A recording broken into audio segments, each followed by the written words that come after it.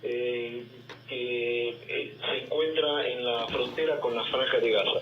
Perfecto, para que la gente se ubique, entonces, ¿estás más al norte o más al sur de la Franja de Gaza? Estamos al lado de la Franja No, pero de Gaza. ubicado en la franja, porque el otro día hablábamos con gente que estaba más al sur de la... Vos estás a la altura de Rafía, digamos. Sí, a unos 10 kilómetros de Rafía, efectivamente. Perfecto, como para que la gente pueda entenderlo. Contame un poquitito cómo se vive esta previa. Estamos a una semana de las elecciones. Todo aparenta encaminarse a una reelección del primer ministro Netanyahu, pero ¿qué alternativas se manejan o qué se escucha una semana antes allí? Bien, es una pregunta sobre la cual vas a recibir, obviamente, se dice, conoces el famoso chiste de que habiendo más de 2 judíos vas a encontrar 10 respuestas. Uh-huh. Y efectivamente en Israel en este momento es lo que sucede, y más específicamente cuando estamos hablando de gente que vive la realidad en distintos lugares. O sea, obviamente nuestra vivencia está muy señalada acá en relación a las elecciones en general y en todos los aspectos de la existencia política y no política. Está todo muy vinculado con la tensión que se observa entre Israel y la Franja de Gaza. O sea, para hacerlo más concreto, más preciso, nosotros somos aquellos que vivimos diariamente de forma cotidiana y total la situación bélica entre Israel y Gaza. Bien, contame antes de entrar en las elecciones entonces cómo estuvieron viviendo este último tiempo, el tema de los misiles, pero especialmente qué está sucediendo hoy. Por ejemplo, ustedes están muy cerquita de Kerem Shalom, sé que se ha reabierto el paso, ¿eso alivia un poco la tensión? En realidad, eso también es un tema difícil de definir, porque se trata de una situación muy inestable. La tensión y la inestabilidad de nuestra zona son realmente las señales, los referentes constantes de nuestra vida acá. O sea, no podemos decir de que estamos en situación de paz, de plenitud y de seguridad. Nosotros creemos de que el actual gobierno no tiene una estrategia ni en lo militar ni en lo político. El gobierno en realidad está administrando el conflicto, pero no hay, digamos, visos de una resolución más seria.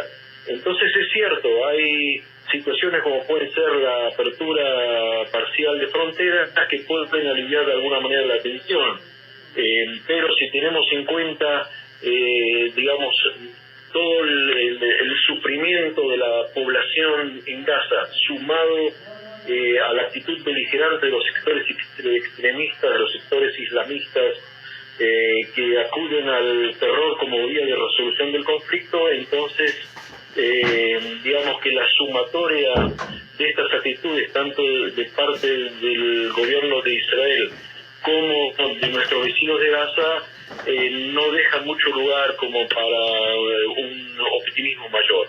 ¿Y cuál sería, Moshe, la estrategia que vos o que, digamos, los partidos que hoy están en la oposición aplicarían en contraposición a lo que hoy hace la coalición del Likud?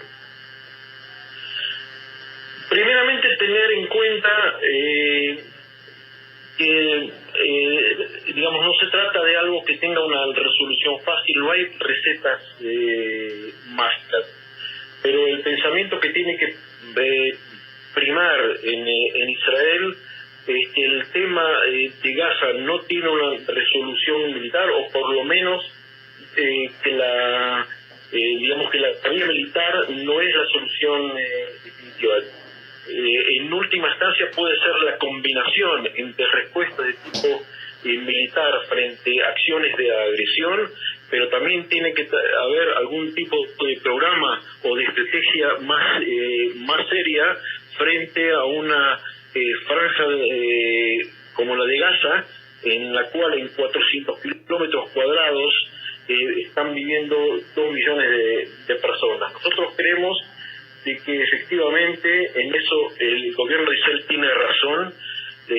Gaza está gobernada por una junta militar reaccionaria, islamista, terrorista, pero esto no agota la visión total del problema, porque Israel tampoco tiene, digamos, iniciativas de mayor consideración hacia sectores más moderados como los que en este momento administran la autoridad palestina en la zona de Cisjordania.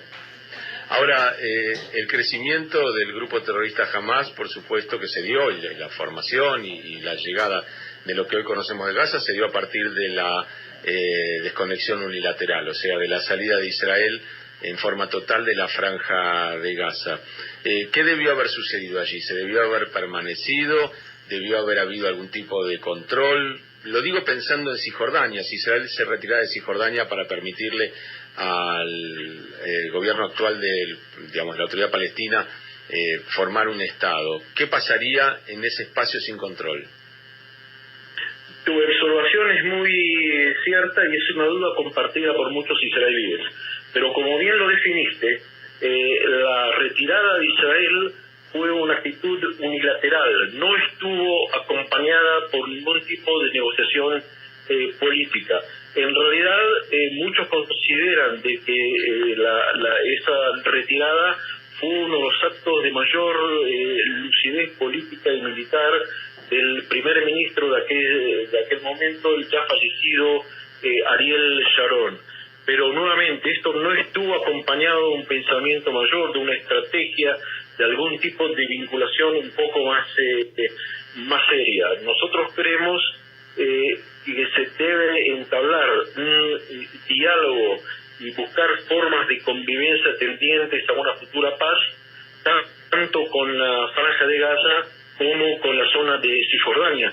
Si no, efectivamente existe el peligro, y en ese sentido el Hamas apunta sus armas en esa orientación, que también Cisjordania se convierta en una zona, lo que se llama irredente,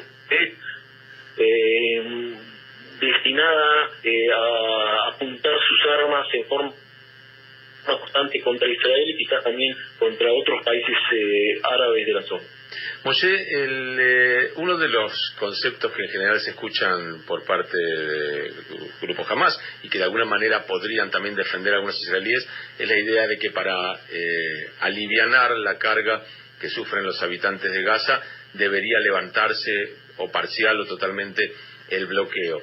Por un lado es verdad, pero por el otro lado sí, el grupo Hamas con bloqueo puede tener miles de misiles y la tecnología o por lo menos las herramientas para acabar túneles y entrar en territorio israelí. ¿Qué sucedería si ese bloqueo se levanta? O sea, ¿cómo resolver qué entra y qué sale de la franja de Gaza en tanto no tener a Irán como vecino a partir de eso? Es un dilema importante el que estás, y muy cierto que estás señalando. Nosotros debemos orientarnos hacia un desbloqueo que esté controlado, que esté vigilado, en el cual también tengan injerencia organismos internacionales y que en ese sentido también posibilite aliviar la situación de salud y de sanidad de la población, cosa que en este momento no existe o casi que no existe. Ayer justamente la televisión israelí transmitió un informe sobre organismos no gubernamentales como Médicos Sin Fronteras, que están tratando justamente de ayudar a enfermos, aliciados y a gente carente de todos los medios que se encuentra en este momento en Gaza. No es una situación fácil, no existen, como decíamos, recetas mágicas, no se puede pintar ni de blanco ni de negro, hay muchos grises en este cuadro, pero fundamentalmente yo creo de que el pensamiento nuestro de Israel y de sus autoridades tiene que estar orientado a mirar a Israel, a Gaza, no solamente desde la mira de los fusiles, y también con un pensamiento geopolítico un poco más amplio, y es qué es lo que nosotros vamos a hacer frente a una población que no se va a mover de su lugar, porque así como nosotros no nos vamos a mover, no existe otra posibilidad sino que apuntar a alguna fórmula de coexistencia. Estamos dialogando con Moshe Rosen. En estos últimos episodios de violencia, de disparos de misiles, se dio o se da la paradoja en Israel de que grupos que supuestamente uno identifica como más cercanos a la paz, le han pedido o le piden al gobierno de Netanyahu, generalmente identificado con la derecha, un poco más reaccionaria, que sea más firme. O sea, para explicarlo, la oposición le pidió a Netanyahu, que todos lo identifican en el mundo como el tipo más duro, que haga algo. A ustedes como ciudadanos del sur de Israel, cercanos a la Franja de Gaza, ¿les duele que la reacción venga cuando un misil cae en el centro del país y no cuando centenares o miles caen en sus casas? Sí, realmente nos duele. Nosotros pensamos que si las sirenas y las alarmas que anuncian la caída de misiles en nuestro barrio se hubiesen producido en la calle Balfour de Jerusalén, donde duerme el primer ministro, obviamente que la respuesta hubiera sido distinta. Entre paréntesis, esto no lo digo yo, lo han dicho las autoridades mismas del Likud y del gobierno en reiteradas oportunidades. Y esto realmente es triste porque implica una discriminación entre ciudadanos que viven en el centro del país y nosotros que estamos viviendo, y me atrevería a decir inclusive resguardando la frontera. En todo caso, yo no lo reclamo, pero si tendría que existir algún tipo de discriminación, tendría que ser más humana y más digna, y tendría que ser al revés. Tendrían que fortalecer a nuestra gente, a nuestros campesinos que día a día salen arriesgando sus vidas para mantener nuestros campos, y no como se está planteando hoy día, donde realmente el gobierno pareciera considerar como que el bombardeo de nuestra región ya es parte de nuestra rutina. Hay un retroceso evidente, Moshe, en la voluntad del electorado israelí respecto de los partidos más ubicados al centro izquierda o a la izquierda.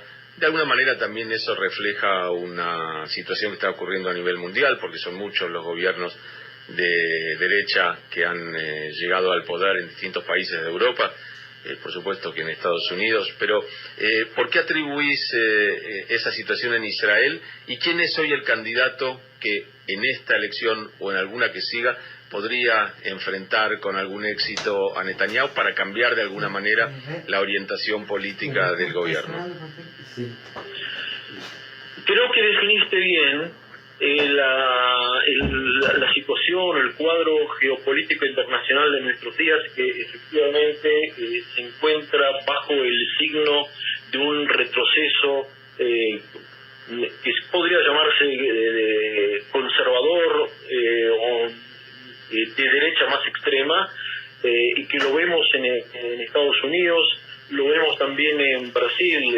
Entre paréntesis, el presidente estuvo de visita en nuestro país en estos días, de modo de que uno podría incluir lo que está sucediendo en Israel como parte de esta situación un poco más amplia. Y sin embargo, yo creo de que existen todavía en Israel fuerzas cívicas que son más acordes al sentido primigenio de la creación, de la fundación y de la existencia misma del Estado de Israel, como que son los factores pioneros, los factores que trataron de definir al Estado de Israel como un Estado de bienestar social, de progreso y de mayor igualdad.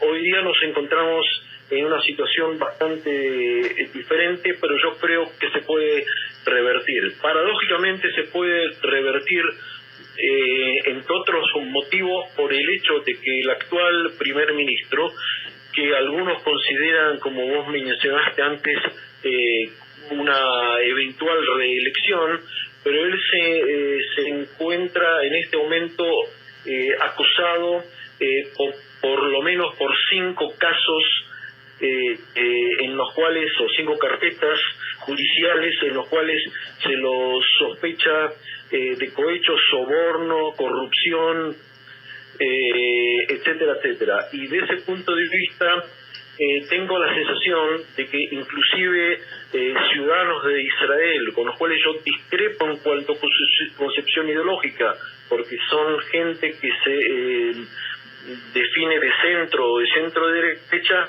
pero yo creo que en este momento ya no van a aceptar que prosiga la actual situación. A mí también me parece que los problemas de Netanyahu no son personales por una crueldad personal de Netanyahu, sino que son parte justamente de una concepción política que se ha arraigado en los últimos 10 años en Israel, de las cuales Netanyahu es solamente un exponente, pero toda la corrupción de él no es un problema personal, es un problema de cómo se concibe al Estado y cómo se ve a la sociedad.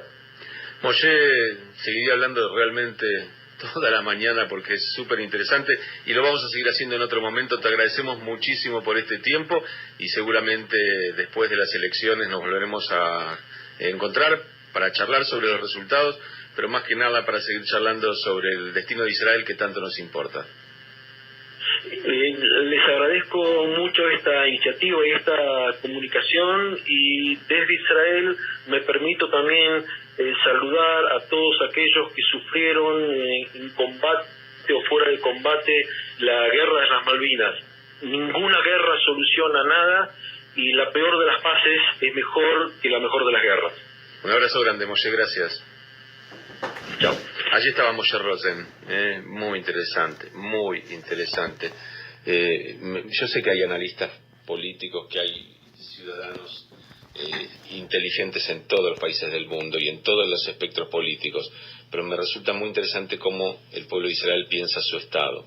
A veces mejor, a veces peor, pero digo, no es algo que se tome a la ligera y me parece que es muy interesante seguir este proceso, no solo por una elección, sino porque Israel tiene 70 años, nada más, está definiéndose como Estado. Así que es para nosotros muy importante lo que nos llega como opinión desde allí. 10 de la mañana, 42 minutos, Laura, tenemos una temperatura de